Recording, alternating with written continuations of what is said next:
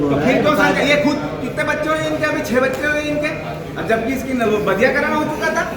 ये खुद परेशान है बेचारा, कहाँ से पालेगा? एक बच्चा पढ़ने जाता है, कितना खर्चा है? कोर्ट ने बोला है कि कुत्तों की नसबंदी होना चाहिए और जो खतरनाक कुत्ते हैं उनको कहीं शिफ्ट करना चाहिए। करा आपने?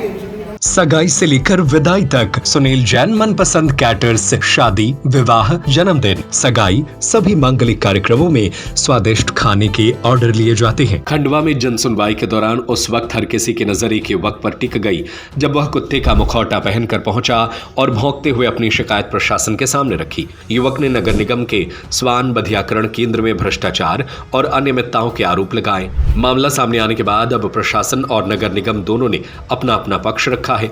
मामले ने दूसरे दिन राजनीतिक और प्रशासनिक गलियारों में भी हलचल बढ़ा दी। बुधवार को कलेक्टर ऋषभ गुप्ता ने कहा कि शिकायत करना हर नागरिक का अधिकार है। शिकायत की जांच कराई जाएगी और यदि जांच में कोई दोषी पाया जाता है तो नियमानुसार कार्रवाई होगी। वहीं नगर निगम ने युवक द्वारा लगाए गए आरोपों को तथ्यहीन बताया है। एमआईसी सदस्य सोमनाथ काले, राजेश यादव सहित अन्य सदस्यों ने नेता प्रतिपक्ष दीपक राठौर के आरोपों पर सवाल उठाते हुए कहा कि किसी भी मुद्दे पर आरोप लगाने से पहले सही आंकड़ों और तथ्यों की जानकारी लेना जरूरी है। निगम सदस्यों ने मामले को राजनीतिक रंग दिए जाने पर भी आपत्ति जताई। नगर निगम के मुताबिक साल 2022 से संचालित स्वान बधियाकरण केंद्र में शासन के निर्धारित नियमों के तहत बधियाकरण और टीकाकरण किया जाता है। पूरी प्रक्रिया विशेषज्ञ पशु चिकित्सकों की निगरानी में होती है और निविदा के जरिए अधिकृत संस्थान को काम सौंपा जाता है। निगम का दावा है कि अब तक केंद्र में किसी स्वान की मृत्यु नहीं हुई है। डॉग स्क्वाड द्वारा शहर के अलग अलग इलाकों से स्वानों को पकड़कर केंद्र लाया जाता है। ऑपरेशन से पहले उनके स्वास्थ्य जांच होती है। बधियाकरण के बाद करीब 4 दिन तक निगरानी रखी जाती है और स्वस्थ होने पर उन्हें उसी क्षेत्र में वापस छोड़ा जाता है। पहचान के लिए कान पर चिन्ह भी लगाया जाता है। अब सवाल यही है कि युवक ने जो आरोप लगाए हैं उनमें कितनी सच्चाई है। इसका जवाब जांच पूरी होने के बाद ही सामने आएगा। फिलहाल कुत्ते का मुखौटा पहनकर जन सुनवाई में पहुंचा युवक और उसके अनोखे विरोध का तरीका शहर में चर्चा का विषय बना हुआ है। 225 लोगों को 4 साल में कुत्तों ने काटा। कितनी दुखद घटना है ये। 13,225 ये सरकारी आंकड़ा है। 40 लाख रुपए खर्च हुए हैं। अब कुत्ते की बात है, पशु जो रोड पर हैं, अभी कल मैं रात को वहाँ पर दुर्घटना घट गई थी, वहाँ पर गया था मैं। एक बच्चा जवान पढ़ा लिखा 29 साल का, गाय रास्ते पर बैठी हुई थी, उस पर दुर्घटना हो गई, उसकी दुखद मृत्यु हो गई। उस परिवार की रात को आप कभी कहानी सुनते तो आपके आंख से आंसू आ जाते, लेकिन यहाँ पर नगर निगम पूरी तरीके से मर चुकी है।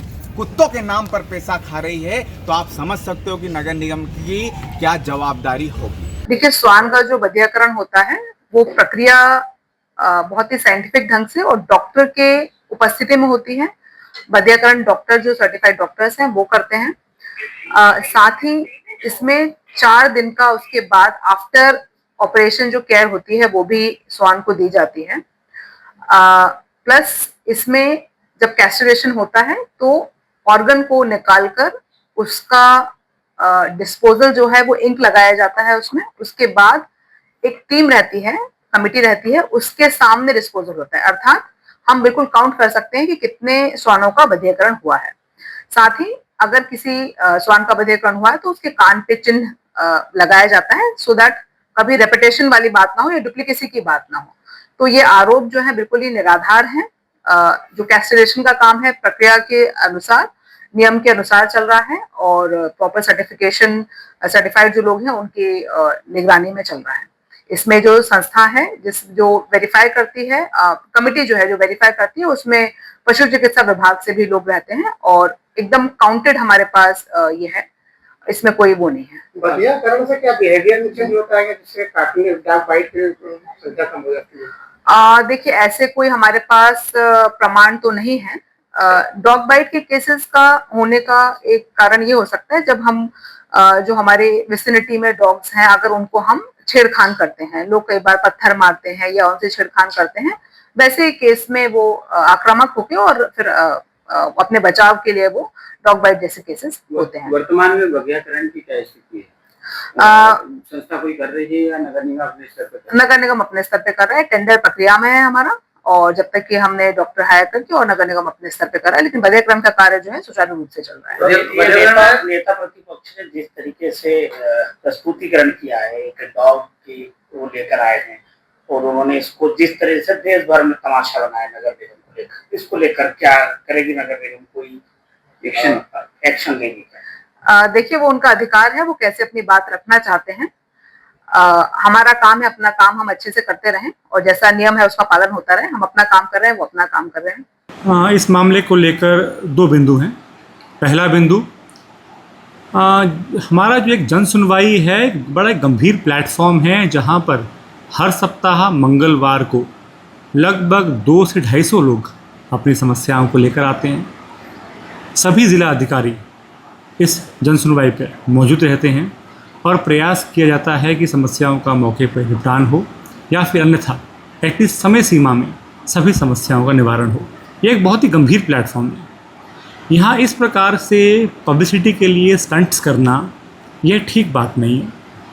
यदि कोई समस्या है तो इसको एक नॉर्मल आवेदन देकर भी अपनी बात रखी जानी चाहिए। यदि इस मामले में किसी प्रकार की कोई गंभीर लापरवाही नजर आएगी तो अवश्य ही कार्रवाई की जाएगी। सगाई से लेकर विदाई तक सुनील जैन मनपसंद कैटर्स शादी, विवाह, जन्मदिन, सगाई सभी मांगलिक कार्यक्रमों में स्वादिष्ट खाने के ऑर्डर लिए जाते हैं। फुल इवेंट मैनेजमेंट सबसे कम दामों में, आकर्षक counter, VIP salad counter, full dress up girl and boys waiter, indoor outdoor catering service, Punjabi dhaba एवं राजस्थानी ढाबा, फुल स्नैक्स। एक बार सेवा का मौका अवश्य दें। हमारा पता है वर्धमान कॉलोनी, सूबेदार वार्ड, जैन मंदिर के आगे। हमारा दूसरा पता है गुलाब कॉलोनी, तिली हॉस्पिटल के पीछे, सागर। Mobile number 8319458886, 8827514723, 9827119738।